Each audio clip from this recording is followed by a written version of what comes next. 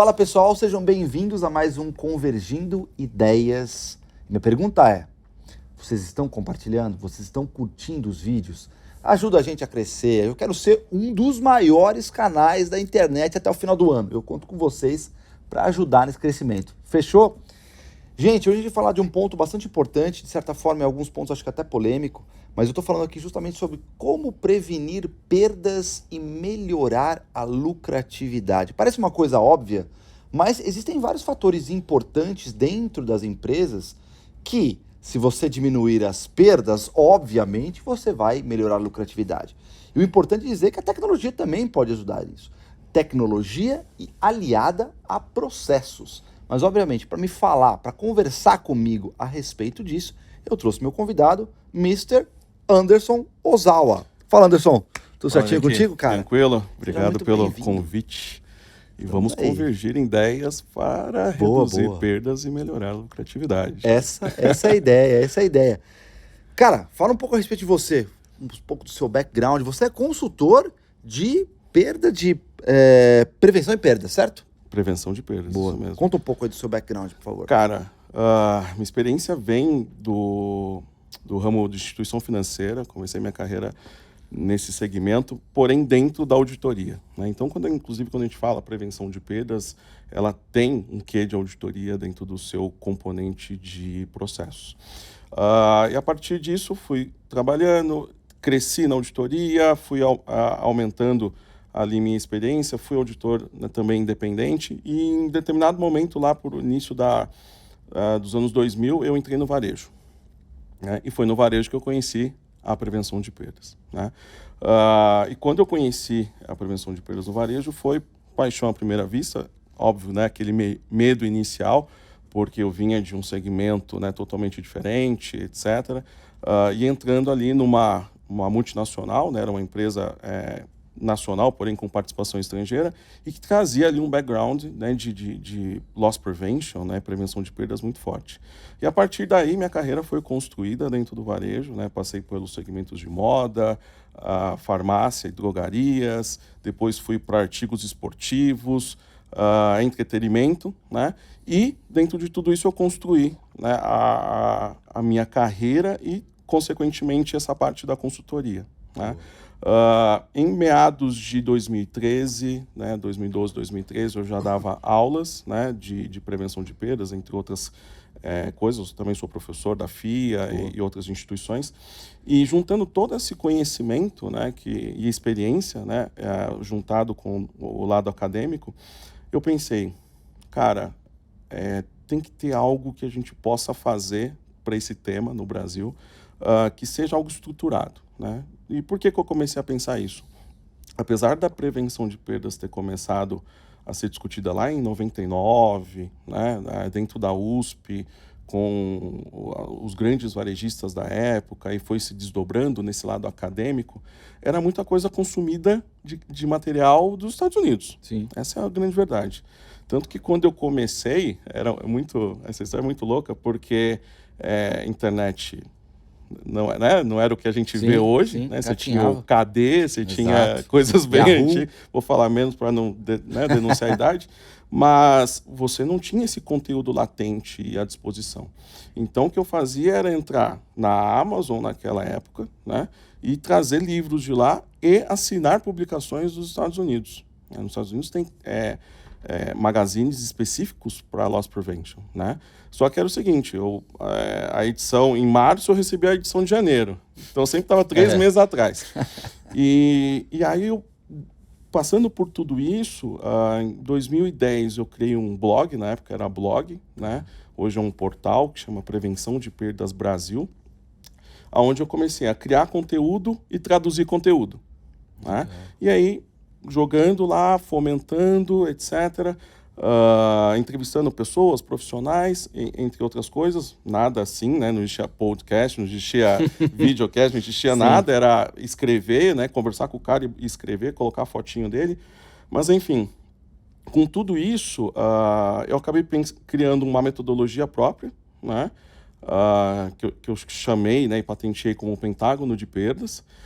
E a partir disso, eu uso o pentágono de perdas para a consultoria, ou seja, para ajudar as empresas a melhorar, né, a sua lucratividade com o uso desse método de gestão, né?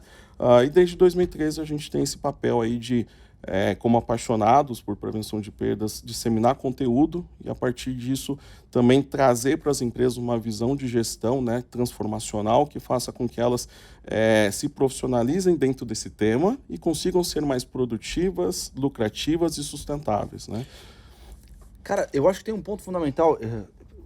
Você falando já me veio algumas perguntas na cabeça, eu tenho uma pauta aqui, mas me veio uma pergunta interessante, cara. Bueno. Porque, além de tudo, bom, tá aqui, você criou uma metodologia e tá vendendo essa metodologia também, né? Isso. Você dá consultoria, mas tem o seu livro aqui, o Pentágono de Perdas, certo? Isso mesmo. Boa. Em 2017, né, ele foi lançado no IBEVAR, né, que é o Instituto Brasileiro dos Executivos de Varejo, do qual eu sou diretor do Comitê de Prevenção de Perdas também, voluntário, né, tem uma atividade ali justamente para tentar fomentar, né, para buscar a fomentação do conteúdo, e esse livro nasceu dessa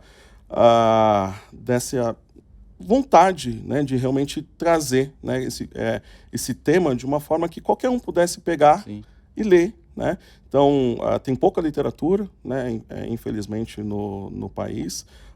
Tem esse livro, mais 2, 3 livros que tratam do tema, né, de também grandes referências na prevenção de perdas, mas o Pentágono ele veio como um método, né? Então, como uma empresa pode reduzir as perdas e melhorar a sua lucratividade? O Pentágono ele vem, né, e a gente vai falar com um pouco mais de detalhe, vem com um método que, assim, cara, posso pegar isso aqui, colocar embaixo do braço e minimamente fazer alguma coisa. Boa. Então, independente da consultoria, etc., a ideia macro é que todo mundo consiga fazer esse negócio, que desde do cara que tem uma padaria, uma lojinha, uns secos e molhados, uma drogaria pequena, uma loja de material de construção ali pequena, que ele consiga fazer isso, até o grande, né? Esse é o nosso sonho grande, né? Que ele chega até nas grandes corporações. E do que a gente está falando de prevenção e perdas? Tem 2 pontos, acho que talvez na mesma pergunta você consiga até elucidar isso para a gente. Tá. Do que a gente está falando quando a gente fala de prevenção e Legal. perdas? E segundo, qual é o nível de maturidade que as empresas aqui no Brasil estão com relação a isso? Tá. Quando a gente fala de perdas, conceitualmente, a gente fala que perda é todo e qualquer efeito que reduza de forma direta e indireta o lucro da empresa. Tá. Né? Então, isso, quando a gente olha isso linkado à tua pergunta da maturidade, quando a gente olha o mercado hoje, ele majoritariamente olha um dos 8 tipos de perda que existe, que é a perda de estoque. Porque é aquela que está mais visível, né? Você vê ali o produto que é numa loja, ele é furtado, ou você vê uma carga que é roubada, ou você vê um hortifruti, um produto perecível que ele vence, né, depois de X dias exposto ali na área de vendas, ou seja, é dinheiro que o dono da empresa colocou, né, em forma de estoque, esperava que aquele estoque virasse dinheiro para entrar no caixa dele e no fim ele não vira nada disso, né? Então é muito mais latente e por isso que o varejo é mais maduro nesse sentido, né? O tema prevenção de perdas vem muito forte do varejo, entrou muito forte no Brasil com o Walmart, né, quando ele lá na década de 80 veio, abriu a sua primeira ultra mega loja ali, né, na região de Osasco, enfim, que os caras trouxeram de tudo, inclusive tinha canoa lá dentro, tinha coisas que não tinha nada a ver com o mix de produtos, enfim. Depende quando chove aqui em São Paulo, hein, cara? Olha, pode isso é uma não boa, ser hein? Acho que tão eles ruim. estavam sendo Visionários. Mas esses grandes, as multinacionais trouxeram o conceito, né? Quando a gente olha as grandes empresas, né, as listadas em bolsa, ou aquelas que não são listadas, mas que têm um tamanho mais representativo, essas já têm uma área estruturada, minimamente funcionando e que realmente consegue trazer resultados. Quando você olha do médio para o pequeno e para o microempreendedor, a maturidade é baixíssima. Tá. Né? Inclusive existe aí quando você fala polêmica, a primeira que a gente sempre discute é prevenção de perdas ou segurança? Sim. Porque são áreas que trabalham juntas, mas que têm finalidades, correlatas, né? Tem sinergia, tudo, mas são diferentes. Então, muita gente acha que a segurança é a prevenção de perdas, mas não é. né? E aí vai crescendo achando que o escopo de segurança vai entrar na atividade fim da prevenção de perdas, mas não. A prevenção de perdas é uma área de processos, é uma área de inteligência e inovação, é uma área de governança dentro do negócio, né? Então, aí quando a gente fala em maturidade olhando o varejo, né? Então, os grandes estão ok, médio, pequeno para baixo, ó. Quando a gente vai para a indústria, porque muita gente fala, mas isso só existe no varejo? Não, existem outros segmentos. Quando a gente vai para a indústria, você tem o conceito de prevenção de perdas quando a gente fala de qualidade total. É muito parecido com a prevenção de perdas. Mas, de novo, só voltado à produção. Só voltado a produto acabado, insumo, proteção daquele item. Então, grandes empresas, né, que têm, mas também tem minimamente. Então, inclusive, a indústria é um setor que vem crescendo muito na aplicação da prevenção de perdas, porque o olhar para a eficiência aumentou muito, né? Por mais que a gente fale que a indústria tem toyotismo, Kanban, Kaizen, etc., a prevenção de perdas ela vem como uma área que olha para tudo isso, mas olha de uma forma mais ampla, né? Então, quando a gente vai fazer essa mensuração de maturidade, Eric, tem um ponto importante. Eu sou maduro, mas eu só trabalho perda de estoque. E aí a gente tem no nosso método, né, que a gente lançou inclusive no ano passado, que a gente chama de perdas 360 graus. Tá. Ou seja, Tá olhando todo, né? o todo. E aí a gente diz que é o seguinte, uma empresa ela pode ser afetada na sua linha final ou no seu desempenho geral pela perda de estoque, que a gente, né, já falou, pela perda financeira, é um outro tipo de perda, Sim. que está lá na área de finanças mesmo, de contas a pagar, contas a receber, né? Quando uma área paga, sei lá, uma conta em atraso, aqueles juros é uma perda. Sim. Pensa você, pessoa jurídica, pessoa física, deixando de pagar a conta de luz, né? E aí vem lá 5, 6 reais de juros. É um dinheiro que você não estava prevendo gastar e que você vai tirar do teu orçamento. Perda. Né? Então, pega uma empresa que às vezes já existe, deixa de pagar uma conta de 2 milhões de reais. Sim. Juros em cima de 2 milhões de reais é alguns milhares de reais. Então, como que se olha isso, né? Então, a perda financeira. A perda administrativa, que é a mais comum. Energia elétrica, água, telefone, né? Contas, né, de uso comum. A perda comercial, quando a gente vai entrar, por exemplo, em estudo de margem. Nunca ninguém leva em consideração isso. Não leva. Não tem, por exemplo, uma política de alçadas para desconto de duplicata ou para desconto a clientes. Então, o Eric é o vendedor A e eu sou o vendedor B. Eu aplico a política que eu quero e você aplica a política que você quer. E no fim das contas, a empresa não tem uma política guarda-chuva que fala, não, olha, vocês dois vão fazer dessa forma. Né? Isso em grandes empresas parece meio óbvio de falar que existe, mas do médio para baixo, a confiança está na pessoa, não está no processo. E aí quando você coloca na mesa e fala, não, vamos contabilizar isso? Peraí, o Eric deu 10% de desconto e o Anderson deu 20%. Esses 10% a mais, cara, não precisava ter sido dado. Sim. Só que aí você soma de todos os 50 vendedores que você tem, o quanto você poderia ter de receita a mais e que foi para perda. Um simples exemplo. Né? Mas até aproveitando o que você está falando, o departamento de perdas, de prevenção de perdas, me parece um departamento que engloba muitas disciplinas, inclusive. Justo. Ele é cross-funcional e a melhor boa prática é que ele seja um departamento independente. Né, ligado à presidência, esse é o melhor modelo. Né, como se fosse uma área de auditoria, de compliance, né, fica ligado aqui. Na prática, ainda não acontece muito dessa forma, então ele fica ligado, sei lá, a um CFO, mas é o cara que tem olhar financeiro, então ele acaba tendo essa independência. Mas, por exemplo, quando a prevenção de perdas tem que auditar o próprio área financeira, como é que ela vai se comportar? Pois é.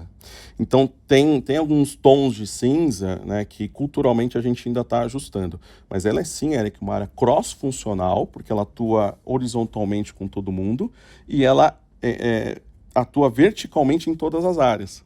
né, olhando todos os tipos de perda.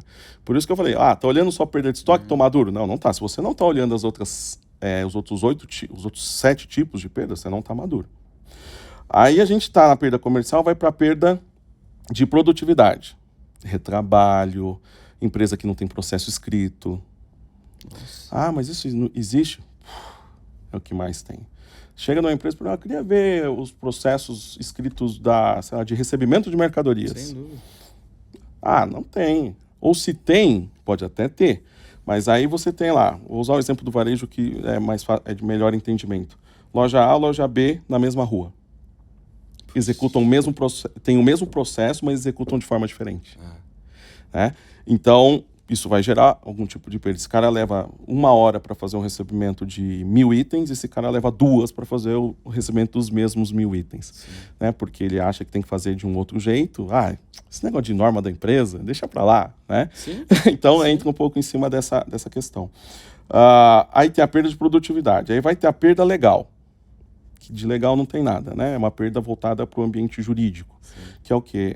Processos. Trabalhista, né? Trabalhista, fornecedores, clientes, né? Sites de reclamação.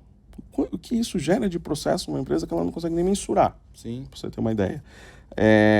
Vou dar um exemplo simples. Permissões de funcionamento.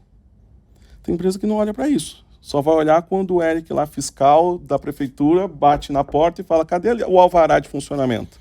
Aí eu não tenho.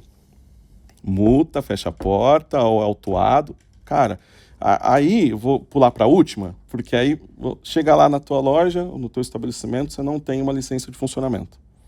Fecha a tua porta. Passa alguém na rua e fala, a loja do Eric tá fechada. Tira uma foto.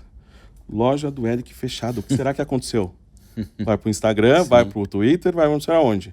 A gente entra numa outra perda que a gente adicionou recentemente no método, que é a perda de imagem. Que originou-se de uma perda legal. Ou, por exemplo, um assédio moral dentro da tua empresa. Tem a perda legal e tem a perda de imagem. Olha como isso vai abrindo, né, um leque de perdas que impactam de forma muito grande. E tem a perda, que está muito, né, dentro do business de vocês, né, de certa forma, que é a perda de dados. Sem dúvida. Né? Sequestro de dados, sequestro de informações, LGPD, acesso a imagens, não sei o que lá. Olha, hoje, né, grande parte do dinheiro não está no banco, está nas informações das empresas. Cada vez mais as empresas querem conhecer mais o cliente. E a informação do cliente é ouro para quem quer fazer coisa errada. Né? Então, o hacker, quando vai buscar um banco de dados, e a gente viu casos recentes de empresas grandes, né? Vazou dados de empresa XPTO. O que ele faz com aquilo? Ele pega aquele dado, vende no mercado negro, na dark web, ou cria cartões clonados e começa a fazer compra.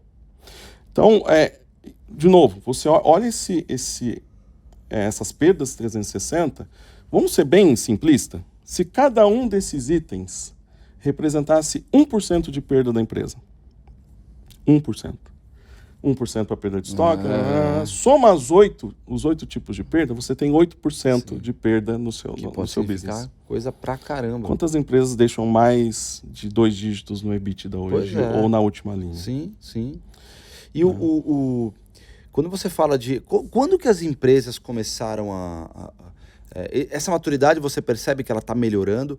E quando uma empresa ela percebe que ela precisa de alguém para cuidar disso? Esse que é o ponto, que me parece muito a situação do seguro, né?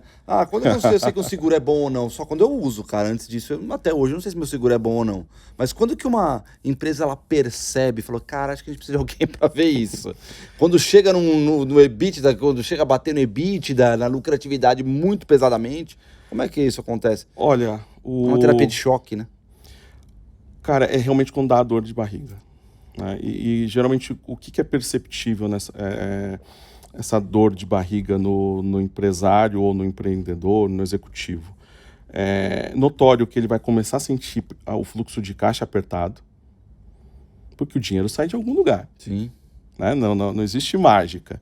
Né? Ele entra por um lado e ele tem que entrar girar, né, girar dentro do negócio e voltar em forma de lucro. Se ele está vazando, a gente sempre usa a analogia do balde de água. Estou enchendo o balde de água, só que ele tem um furo aqui. Tem outro furo aqui. Tem mais um furo aqui. Você só tem 10 dedos na mão. E aí, se surgir 11 furos, você vai colocar o dedo aonde? Então, a dor no bolso, que é o fluxo de caixa, é a primeira, né? Só que muitas vezes ele não sente. Por quê? Existe a questão da falácia do faturamento, né? Se eu estou faturando bastante, eu não vou olhar aqui para baixo, né? Tanto que a gente também usa a analogia do iceberg. Quando uma empresa está ok de faturamento, ela não olha o que está para baixo da água. Né? Ou seja, a ineficiência, custos altos, a perda, despesas desnecessárias estão aqui. Né? Então, está todo mundo aqui olhando só a pontinha, porque estou faturando bem, etc., mas não está olhando o que está acontecendo aqui embaixo. Então, aí vem no que você falou. Quando vai apurar o resultado de uma forma criteriosa, aí vai falar, ué, tinha que ter sobrado Americanas tinha? X, tinha que ter sobrado Y. Será que Americanas tinha? Tem. É que ali a questão é muito mais ampla. Outra. Né? É outra. Mas tem grandes conhecidos lá dentro, e sim, tem uma área super estruturada, mas fugiu só curiosidade. Fugiu da alçada, sim, vamos claro, dizer assim. claro. É um negócio muito mais high level dentro da operação. Então, doeu no fluxo de caixa, não sentiu, vai doer no EBITDA, na lucratividade. O que a gente, eu falo muito, é que a perda é uma doença silenciosa. Você não sente. A analogia é muito... A outra analogia que eu trago, ela é muito dolorosa, que é como se fosse um câncer. É a mesma... Ele surge... Sim. Ele vai crescendo. Deve começar pequeno, né? O negócio vai tomando proporções maiores, conforme a empresa vai aumentando. Dá metástase e ele vai espalhando. E quando você vê, não dá para curar mais.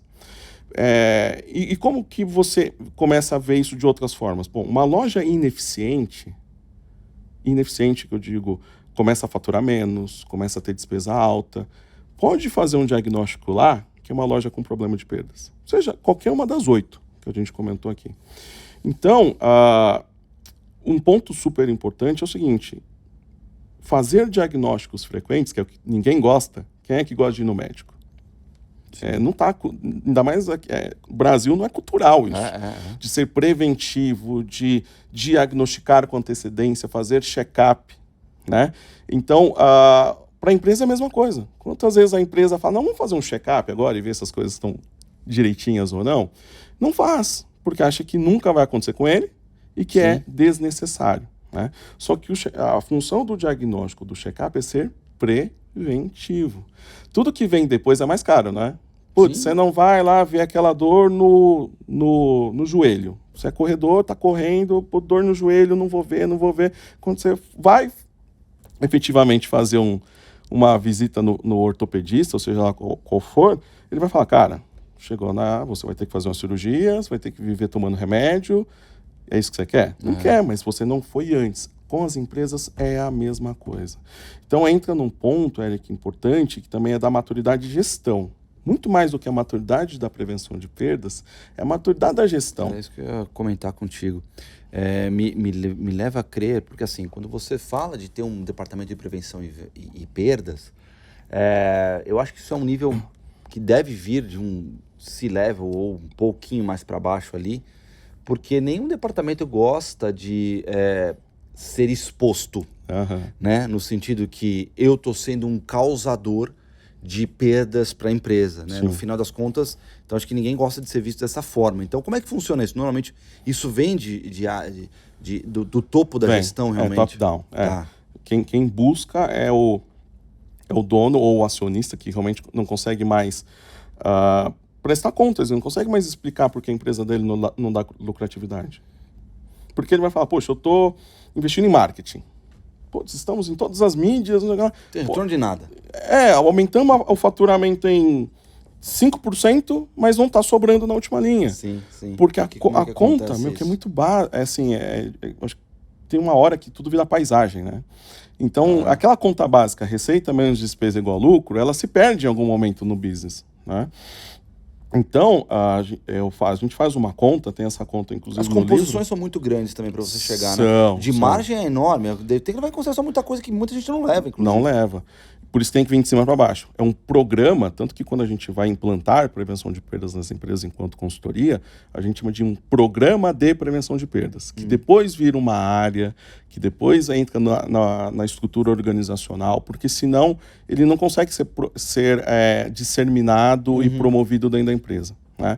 A prevenção de perdas vem passando aqui no Brasil por um ciclo que outras áreas já passaram, né? E um exemplo que eu trago sempre é departamento pessoal que virou RH. Durante muitos anos a gente via até hoje muita gente, vai lá no DP. Sim, sim. Mas departamento pessoal é processamento de folha, é questões administrativas. Exato. E evoluiu para RH, que é estratégico, que é cuidar de pessoas, é reter talentos, é medir clima organizacional.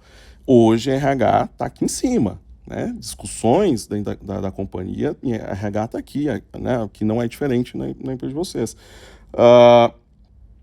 A prevenção está passando pelo mesmo ciclo, né? E são ciclos dolorosos, né? Só que a questão é que ela está mais rápida. Aí, voltando na primeira pergunta que você fez, como é que está a evolução da maturidade? Está boa.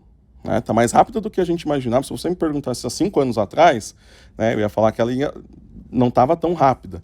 Mas a pandemia acelerou, a mudança no comportamento do consumidor acelerou, porque você tem que ser mais competitivo. E para ganhar essa competição hoje com multicanalidade ou com caras que só estão vindo com um canal único, né? A gente tem exemplo de um e-commerce famoso que vendeu bilhões e deixou as tradicionais lojas de moda brasileira para trás, né?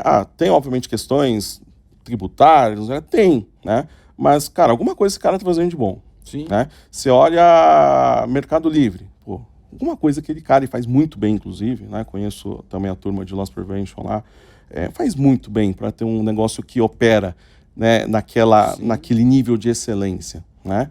Então, inclusive lá eles têm o lema do beta contínuo, né? Ou seja, você não consegue ficar parado, você tem que estar pensando em inovação. Por isso que eu falei lá no começo que prevenção de perdas é uma área inovação, transformação, né? Ela não pode olhar para uma coisa e achar que ela tem que ser sempre daquela forma. Ela tem um papel de medir, obviamente, né? Tá certo ou tá errado, faz parte. Mas, além disso, ok, se é mesmo certo ou errado, o que a empresa pode fazer para tornar esse processo melhor?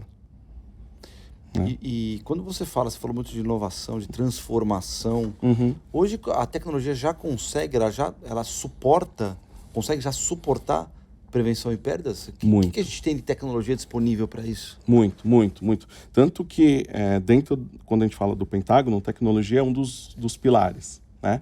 A gente fala de pessoas, processos, auditoria, tecnologia e indicadores, né? E quando a gente fala de tecnologia, a gente fala tecnologia e inovação.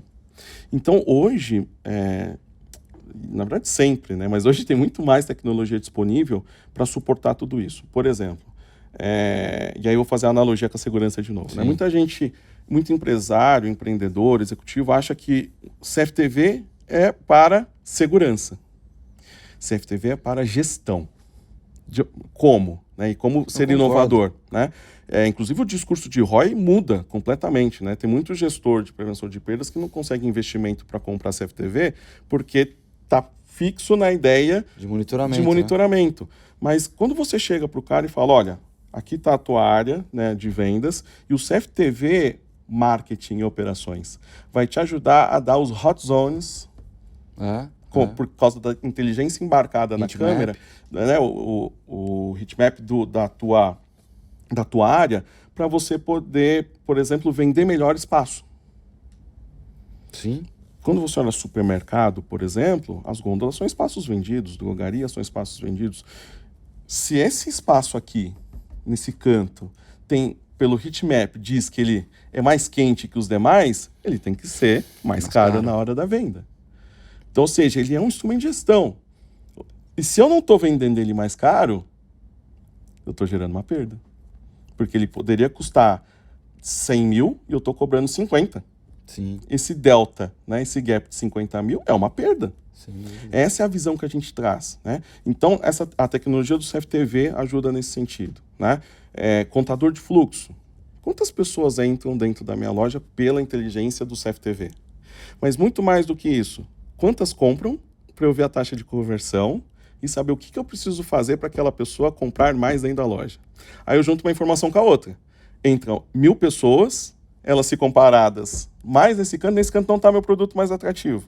Ou não tem um produto âncora que vai fazer com que elas andem pela loja. Isso vai determinar o meu planograma, ou o que a gente chama de jornada do cliente, na verdade, né? Por onde o cliente tem que passar? Tudo que está no ambiente de varejo, por exemplo, que é o exemplo que eu estou trazendo aqui, ele é mercadológico, não está à toa, né? Então, quando você olha aqui no começo você tem a feira, né, o hortifruti, você vai ver que bebidas está lá no outro canto, você vai ver que açougue está aqui, do lado do açougue, né? Tem a bebida, tem o carvão, tem o fósforo, você monta tudo isso com tecnologia. Sim. Né? Antigamente era no olhômetro, antigamente era um cara que ficava com um contadorzinho na mão, você lembra disso? Sim, sim. Entrou um, entrou dois, entrou até ele pegava uma plancheta, preenchia. Tem lugar aqui que tem hoje tem até hoje. Dava para uma outra pessoa que digitava aquilo numa planilha, que virava um gráfico. Depois de 10 dias o cara tinha o resultado da semana anterior. Então, olha como a tecnologia vem e também vai ajudar a prevenir o furto? Vai. Né? Hoje tem o Face Recognition, ou seja, dá para você saber por 2 aspectos, né? Se o cara está entrando feliz dentro da loja, se ele está entrando não tão feliz, né? Existe já estudos, né, de traços, né, do reconhecimento facial que você pode indicar possíveis pessoas que entram que possam cometer furtos. Porque já existe um banco de dados, uma inteligência artificial que mapeou, tem todas aquelas características. Bom, se esse cara entrou com a postura mais baixa, não sei o que lá, a probabilidade dele fazer algo é grande. Ou seja, vai um bip, né, vai uma informação para o celular do cara que está na área de vendas, olha, dá uma atenção melhor para essa pessoa. Sem dizer. Só chega, fica ali só rondando. Oferece ali sei lá, o private label da loja, fala da promoção, fala não sei o que lá, porque ela pode ser que ela não entrou para isso, né? Mas ela está, por exemplo, esperando que alguém atenda ela de alguma forma. A gente chama isso, inclusive, no livro, de atendimento preventivo. Né? O passado ensinava da seguinte forma, Eric. Deixa levar e vamos pegar ele depois. A gente ganha o jogo nas 4 linhas aqui.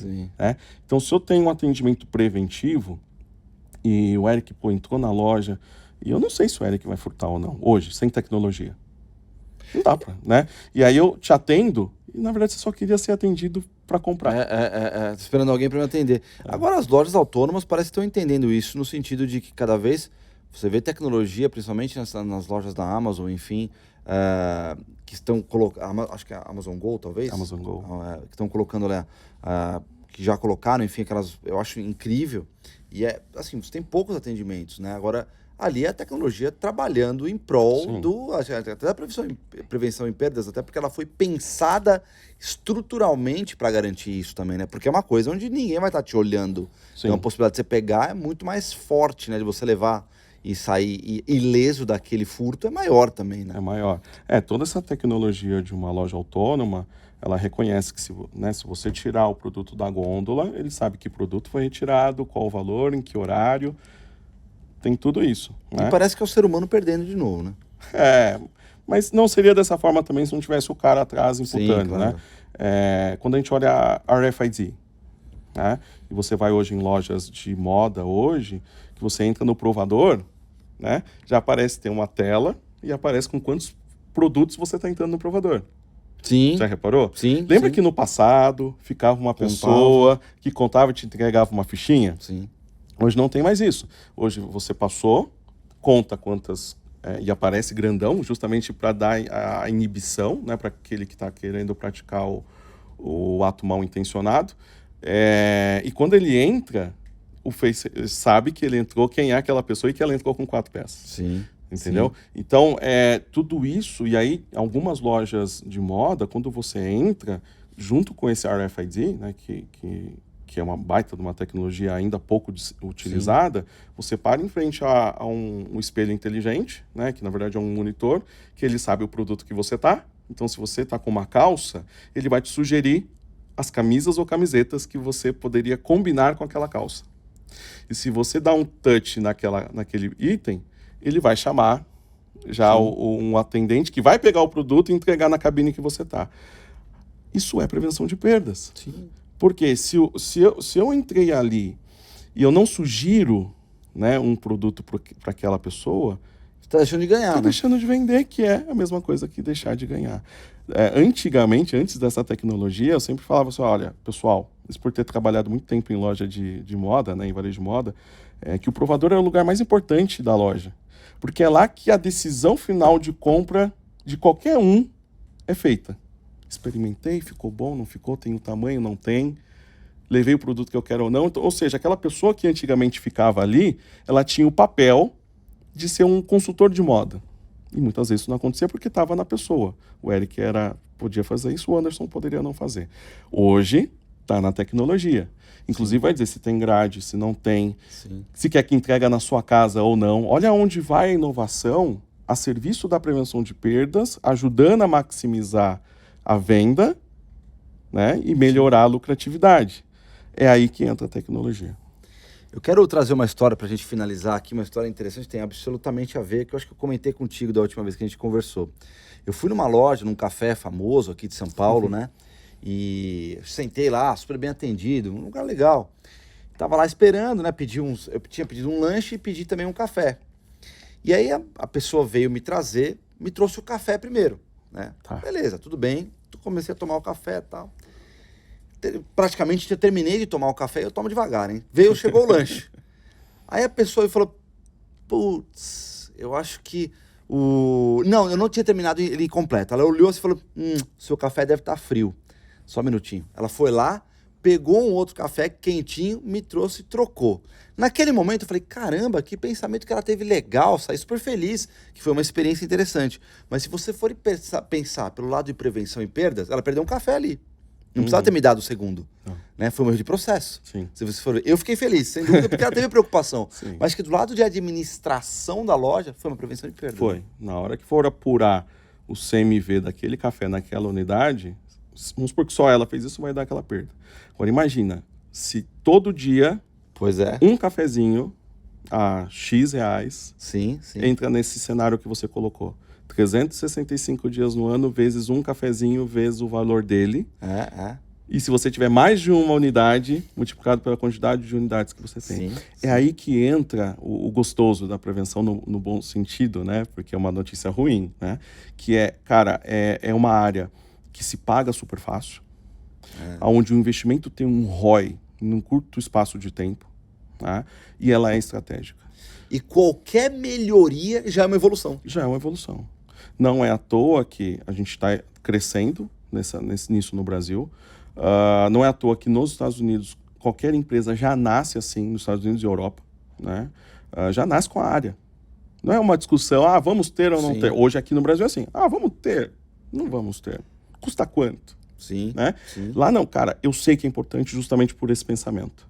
Eu sei que eu tenho que ter tecnologia que vai suportar. Eu sei que eu tenho que treinar pessoas, porque são pessoas que fazem os processos. Eu sei que eu tenho que ter processos, porque não adianta eu ter pessoas e não ter processos.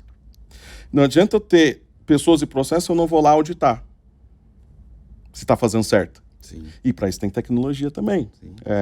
Eric, é checklist eletrônico, é por câmera, seja como for. Tem como medir, né? Não adianta tudo isso sem a tecnologia que a gente falou e sem ter números. Que acho que para fechar, né, o meu discurso, a prevenção de perda, se você não tiver o número, ou seja, o iceberg, você tem que olhar ele inteiro. Não saber de onde você está, para onde você vai, né? Tá ferrado, cara. Esse é o ponto. É a mesma coisa, tô bem de saúde. Aí você vai lá, faz um exame de sangue, tudo ferrado. Triglicérides alto, colesterol, anemia, não sei o quê. Então, a medição da perda, que aí eu chamo que a grande ponto de maturidade, é você falar o seguinte, cara, eu tenho perdas. Tem que tender a zero, mas eu tenho. Assim como nós vamos ter algum tipo de oscilação nos nossos exames. Sim. Só que para a gente saber disso, eu preciso medir. Perfeito. E esse é o grande nível de maturidade que as empresas precisam assumir. Eu tenho perdas. Então, vou medir a perda de estoque. Comece por alguma, seja qual for. mas começo. Sim. Aí vou para outra. E vou para outra. E vou atacando. Né? E importante, né? Uma vez que você tem a área ou a estratégia, você não pode ficar mais sem. Tá? E a analogia que eu faço começa uma dieta, bota uma meta, não sei o que lá, você atingiu a meta. O que as pessoas geralmente fazem, Eric? Vou começar a comer de novo. E o que acontece com o teu peso?